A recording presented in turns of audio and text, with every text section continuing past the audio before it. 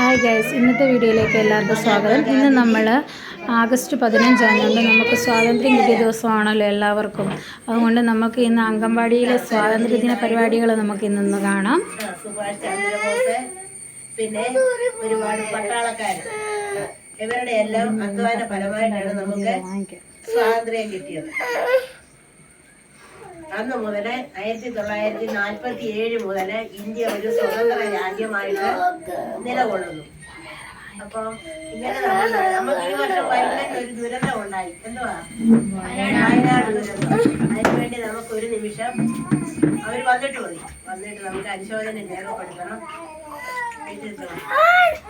അപ്പം 78ാമത്തെ സ്വാതന്ത്ര്യ ദിനമാണ് ഇന്ന് നമ്മൾ ആഘോഷിക്കുന്നത്. അതിന്റെ ഭാഗമായിട്ട് പല ആഘോഷങ്ങൾ നടത്താറുണ്ട്. റാലി നടത്താറുണ്ട്, ആഘോഷങ്ങൾ, കുഞ്ഞുങ്ങളുടെ കലാപരിപാടികളൊക്കെ നടത്തുന്നുണ്ട്.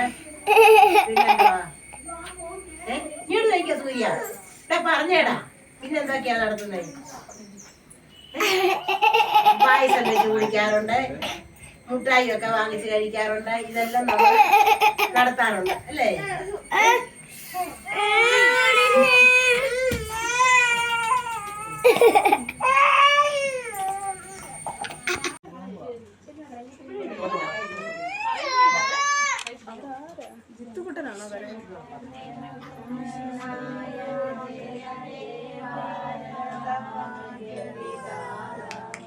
പഞ്ചാബ്, സിന്ധു, ഗുജറാത്ത്, മറാഠ, ദ്രാവിഡ, ഉത്കല, ബംഗ, വിന്ധ്യ, ഹിമാചല, യമുന, ഗംഗ, ഉജ്ജല, ജലജിത, രംഗ, തവ ശുഭ നാമേ രാധേ, തവ ശുഭയാശിഷ മാധേ, രാധേ തവ ജയ ദാദാ, ജനഗണ മംഗളദായക, ജയ ഹേ ഭാരത ഭാഗ്യ വിധാത, ജയ ഹേ ജയ ഹേ ജയ ഹേ ജയ ജയ ജയ ജയ ഹേ.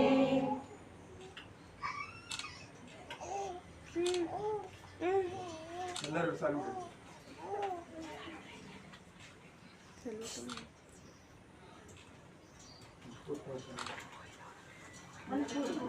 ഫെവിൻ പോയിട്ടില്ല, ഫെവിന്റെ 2 കയ്യിലുണ്ട് തോന്നുന്നു. ഇപ്പൊ പോയിരിക്കുന്നു.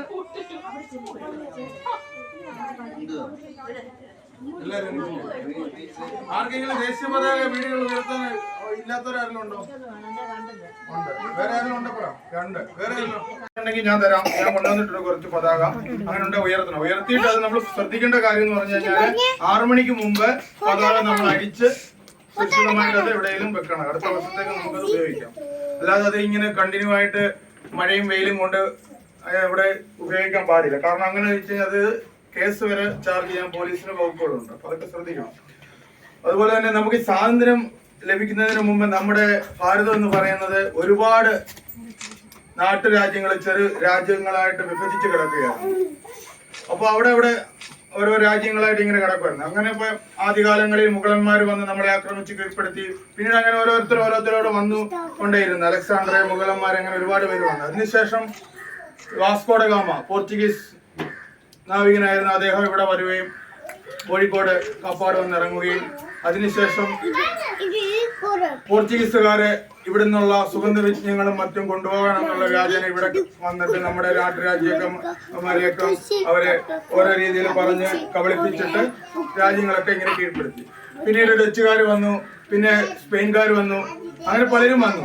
അവസാനം ബ്രിട്ടീഷുകാർ വന്നു, ഈസ്റ്റ് ഇന്ത്യ കമ്പനി. അവരും ഇതേപോലെ ബിസിനസിന്റെ ആവശ്യമാണെന്ന് പറഞ്ഞിട്ട് വന്നിട്ട് ഏകദേശം 200-250 വർഷങ്ങളോളം ഈ ബ്രിട്ടീഷുകാര് നമ്മുടെ രാജ്യത്തെ അടക്കി ഭരിക്കുകയും നമ്മുടെ രാജ്യം എന്ന് പറഞ്ഞു കഴിഞ്ഞാൽ സമ്പൽ സമൃദ്ധമായിരുന്നു. ഇന്നത്തെ പോലെ അല്ലായിരുന്നു. ഒരുപാട് വൈര്യങ്ങള്, രത്നങ്ങള്, അങ്ങനെ ഒരുപാട് മൂല്യങ്ങളുള്ള ഒരു രാജ്യമായിരുന്നു. ഇതെല്ലാം അവർ കാലക്രമേണ കൊള്ളയടിച്ചുകൊണ്ട് പോവുകയും നമ്മുടെ രാജ്യത്തുള്ള നമ്മുടേതായിട്ടുള്ള എല്ലാ വിഭാഗം ജനങ്ങളെയും ചൂഷണം ചെയ്യുകയും അടിമകളായിട്ട് തന്നെ ഏകദേശം ഉപയോഗിക്കുകയായിരുന്നു അവരുടെ കാര്യത്തിന് വേണ്ടി. ഇപ്പൊ 2ാം ലോകമഹായുദ്ധം നടന്നപ്പോൾ, 1ാം ലോകമഹായുദ്ധം നടന്നപ്പോഴാണെങ്കിൽ പോലും നമുക്ക് യാതൊരു റോഡും ഇല്ലായിരുന്നു. അന്ന് ഭാരതത്തിലുള്ള ആൾക്കാരെ സൈനികരാക്കിയിട്ട് ബ്രിട്ടീഷുകാർ അവരുടെ ഇതിൽ കൊണ്ടുപോയിട്ട് അവിടെ പോരാടുകയും അങ്ങനെ ഒരുപാട് ആൾക്കാരൊക്കെ നമുക്ക് മരണപ്പെടുകയും ചെയ്തു. ഞാൻ പറഞ്ഞു വന്ന വേറൊന്നുമല്ല. ഇപ്പൊ നമ്മളെ അടിമകളാക്കി വെച്ചിരിക്കുന്ന അവർക്ക് നമ്മളെ ഉപയോഗിക്കുകയാണ് ഓരോ ആവശ്യത്തിനായിട്ട്. അപ്പൊ അതിലെല്ലാം പോരാടിക്കൊണ്ട് 1857 നമ്മുടെ ഒന്നാം സ്വാതന്ത്ര്യ സമരം അന്ന് ഒരു സ്വാതന്ത്ര്യ സമരമായിട്ട് വരികയും ഒന്നാം സ്വാതന്ത്ര്യ സമരം അങ്ങനെ കൊള്ളുകയും പിന്നീട് മഹാത്മാഗാന്ധിജിയുടെ നേതൃത്വത്തില് ഉപ്പു സത്യാഗ്രഹവും ദണ്ഡിയാത്ര നടത്തുകയും അതുപോലെ ഒരുപാട് പോരാട്ടങ്ങൾ സ്വാതന്ത്ര്യ സമരത്തിൽ ഗാന്ധിജിയുടെ നേതൃത്വത്തിൽ നടത്തുകയുണ്ടായി. ഗാന്ധിജിയെ പോലെ എടുത്തു പറയേണ്ടതാണ് ജവഹർലാൽ നെഹ്റു, അതേപോലെ അംബേദ്കർ, നമ്മുടെ സുഭാഷ് ചന്ദ്രബോസ്, അങ്ങനെ ഒരുപാട് ആൾക്കാര് വളരെയധികം ത്യാഗങ്ങൾ അനുഭവിച്ചിട്ടാണ് നമുക്ക് സ്വാതന്ത്ര്യം നേടിത്തന്നത്. ആ സ്വാതന്ത്ര്യം നേടിത്തന്നതിന് ശേഷവും നമുക്ക് സ്വാതന്ത്ര്യം നേടിത്തന്നതിന് ശേഷവും നമ്മൾ ഇന്ന് സമാധാനമായിട്ട് ഇരിക്കാമെന്ന് ഭാരതം വിചാരിച്ചാൽ പറ്റത്തില്ല. സ്വാതന്ത്ര്യം നേടിത്തരുന്നതോടൊപ്പം തന്നെ ഭാരതത്തെ രണ്ടായിട്ട് വിഭജിക്കുകയുണ്ടായി. രണ്ടായിട്ട് വിഭജിച്ച് ഒരു ഭാഗം പാകിസ്ഥാൻ കൊണ്ടുപോയി, ഇപ്പുറത്തുള്ള ബംഗാളിന്റെ ഭാഗം ബംഗ്ലാദേശുമായി.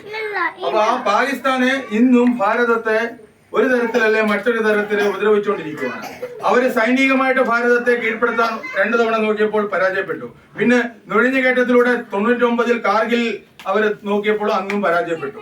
അപ്പൊ അവര് വീണ്ടും ആ നുഴഞ്ഞുകയറ്റ ശ്രമവും തീവ്രവാദികളെ അവിടെ നിന്ന് പരിശീലിപ്പിച്ചിട്ട് നുഴഞ്ഞു കയറ്റിയിട്ട് നമ്മുടെ നാട്ടിലോട്ട് പറഞ്ഞു വിട്ടിട്ട് ഇവിടെ ബോംബുകളും മറ്റും പൊട്ടിക്കുക, അതുപോലെ സ്കൂളുകളെ, റെയിൽവേ സ്റ്റേഷനെ ഇവിടെയൊക്കെ കൊണ്ടുവന്ന് ബോംബുകൾ പൊട്ടിച്ച് ഒരുപാട് പേരെ കൊല ചെയ്യാൻ ശ്രമിക്കുക, ഇങ്ങനെയുള്ള കാര്യങ്ങൾ ചെയ്തുകൊണ്ടിരിക്കുകയാണ്. അപ്പൊ അതിനെല്ലാം ശക്തമായിട്ടെതിരെ പോരാടുന്ന ഒരു വിഭാഗമാണ് ഇന്ത്യൻ ആർമി പട്ടാളക്കാർ.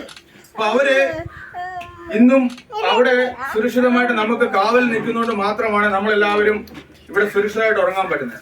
നമ്മൾ ഉറങ്ങിക്കോ, അതായത് നിങ്ങൾ ഉറങ്ങിക്കോ, ഞങ്ങൾ കാവലുണ്ടെന്ന് പറഞ്ഞ് അവരവിടെ നമുക്ക് നമ്മുടെ സുരക്ഷിതത്വത്തിന് വേണ്ടി അവർ കാവൽ നിൽക്കുകയാണ്. അപ്പൊ ഈ ഒരു അവസരത്തിൽ നമ്മുടെ സ്വാതന്ത്ര്യ സമരത്തിൽ നമുക്ക് ബലിദാനികളായിട്ടുള്ള നമ്മുടെ മഹാന്മാരെയും അതുപോലെ അത് കഴിഞ്ഞുള്ള പോരാട്ടത്തിൽ മരണപ്പെട്ട നമ്മുടെ സൈനികരെയും ഇപ്പൊ പോരാടിക്കൊണ്ടിരിക്കുന്ന സൈനികരെയും എല്ലാവരെയും ഓർന്ന് നമ്മളെല്ലാവരും ഒരു 2 മിനിറ്റ് ഈ പരിപാടി കഴിഞ്ഞിട്ടാണെങ്കിലും വീട്ടിൽ ചെന്നിട്ടായാലും എപ്പോഴായാലും ഒന്ന് അവർക്ക് വേണ്ടിയൊക്കെ ഒന്ന് പ്രാർത്ഥിച്ച് അവർക്ക് വേണ്ടി ഒരു മൗനത്തിൽ അവരുടെ ആത്മാക്കൾക്ക് ശാന്തി കിട്ടിട്ട് അതുപോലെ ഇപ്പം പ്രയത്നിച്ചുകൊണ്ടിരിക്കുന്ന പട്ടാളക്കാർക്ക് നല്ല ആത്മധൈര്യം കൊടുത്ത് മുമ്പോട്ടും അതേപോലെ അവർക്ക് ദേശത്തിന് വേണ്ടി പോരാടാൻ സാധിക്കട്ടെ എന്ന് നമുക്ക് എല്ലാവർക്കും പ്രാർത്ഥിക്കുകയും ചെയ്യാം. അപ്പൊ ഇന്ന് ഇവിടെ കൂടി എല്ലാവർക്കും ഈ എല്ലാവിധ ആശംസകളും സ്വാതന്ത്ര്യ ദിനത്തിന്റെ പേരിൽ എല്ലാവിധ ആശംസകളും അറിയിച്ചുകൊണ്ട് നിർത്തുന്നു. നന്ദി, നമസ്കാരം.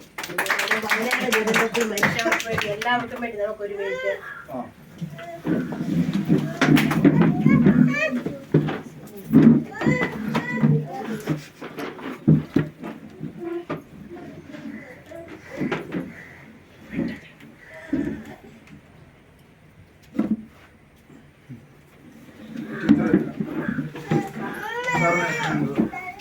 എല്ലാവർക്കും നമസ്കാരം. ഞാൻ റാങ്ക് അഡീഷണൽ ക്വാളിറ്റി ചാർജ് എടുത്തിട്ട് ഇന്ന് 4 മാസമായിട്ടുള്ളൂ. പലപ്പോഴും എല്ലാ മാസവും ഞാൻ ഈ അംഗനവാടിയിൽ വിസിറ്റ് ചെയ്യാറുള്ളൂ. വാർഡ് മെമ്പർ മാത്രമേ ഉള്ളൂ ഞാൻ കണ്ടിട്ടില്ല, സംസാരിച്ചിട്ടുണ്ട്.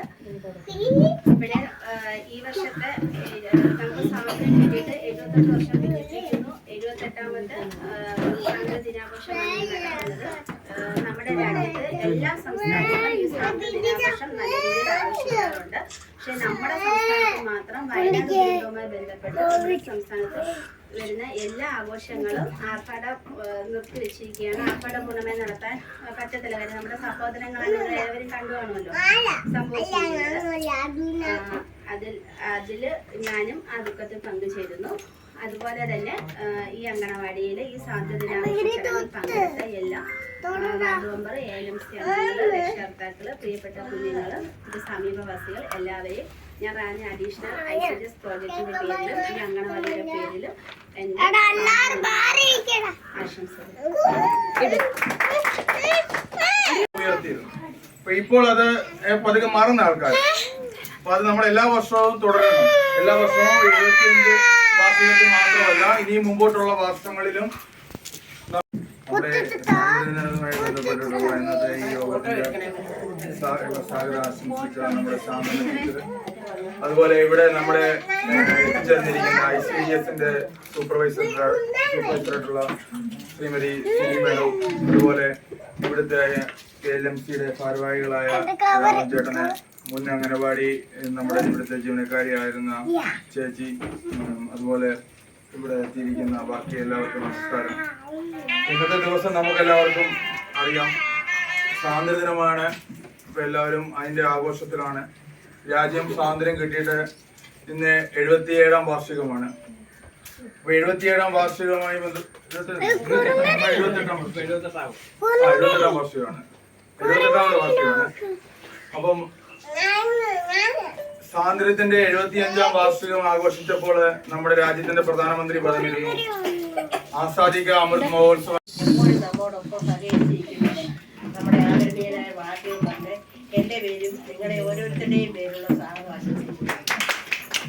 പിന്നെ നമ്മുടെ AMSC കമ്മിറ്റി അംഗങ്ങളായ രാഘവനച്ചന്, ജാനകിയമ്മ, പൊന്നമ്മയമ്മ, അങ്ങനെ കുറെ അഞ്ചു, രജനി, എല്ലാവർക്കും എൻ്റെ പേരിലും അംഗൻവാടിയുടെ ആയില്ല.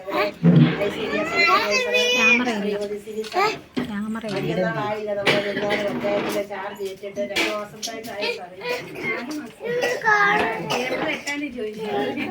മറ്റേ സാർമാരൊക്കെ മാസത്തിൽ ഒരിക്കലും 2 മാസം കൂടി ഇരിക്കുമ്പോഴൊക്കെ ഞങ്ങൾ അംഗൻവാടികൾ സന്ദർശിക്കാറുള്ളായിരുന്നു.